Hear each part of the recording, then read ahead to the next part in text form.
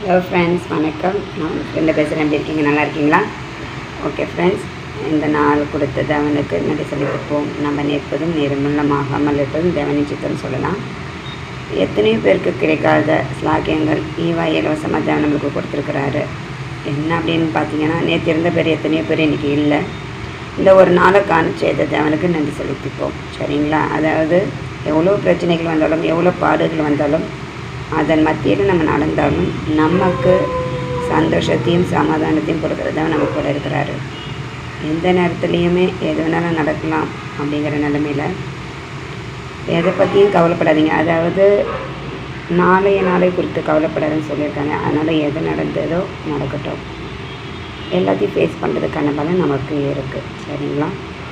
So இந்த நாளில் என்ன சொல்ல வரோம் அப்படின்னா, நம்ம எது நடந்தாலும் அதை ஏற்றுக்கொள்கின்ற மனசு நம்மளுக்கு நல்லதோ கெட்டதோ அதையும் கடந்து போகணும். வெறும் நல்லதை மட்டும் பார்க்கக்கூடாது, வெறும் கெட்டது மட்டும் பார்க்கக்கூடாது. வாழ்க்கையில் இருட்டு பகல் மேடு பள்ளம் எல்லாம் கலந்தது தான் வாழ்க்கை. அதனால் எல்லாத்தையும் சமாளிக்கவும் கற்றுக்கணும், ஏற்றுக்கொள்ளவும் கற்றுக்கணும். நல்லது வந்தால் நம்ம எந்த அளவுக்கு சந்தோஷமாக ஏற்றுக்கொள்கிறோமோ, அதுபோல் கெட்டது நடந்தாலும் அதையும் ஏற்றுக்கொள்கிற மனசு நமக்கு வரணும். சரியா? நல்லது மட்டும்தான் நடக்கணும், கெட்டதே நடக்கூடாது அப்படின்னா கெட்டதை பற்றி நம்மளுக்கு எதுவுமே தெரியாது. கஷ்டமே அதாவது சந்தோஷம் மட்டும் இருக்கணும், கஷ்டம் வரக்கூடாது அப்படின்னா கஷ்டத்தோட அருமை நமக்கு தெரியாது. நம்ம அந்த கஷ்டப்பட்டால் தான் அந்த நிலைமையில் இருக்கிறவங்களுக்கு நம்ம உதவி செய்ய முடியும். மற்றவங்களோட சுச்சுவேஷன் என்ன அப்படிங்கிறத புரிஞ்சுக்கொள்ள முடியும். ஃபார் எக்ஸாம்பிள் பார்த்திங்கன்னா, ஒரு வயிற்று வலியே வருது அப்படின்னா, மற்றவங்களுக்கு வயிற்று வலி வருதுன்னா நம்ம என்ன நடிக்கிறியா அப்படின்னு கேட்போம். அந்த வலி நமக்கு வரும்போது தான் அதோட தாக்கம் என்னங்கிறது தெரியும். என்றைக்குமே வலியும் வேதனையும் நமக்கு வரும்போது தான் நமக்கு தெரியும். மற்றவங்களுக்கு வரும்பொழுது அது ஏளனமாக பார்க்கக்கூடாது. அந்த இடத்துல நம்ம இருந்தால் அந்த சூழ்நிலை என்னன்னு பாருங்கள்.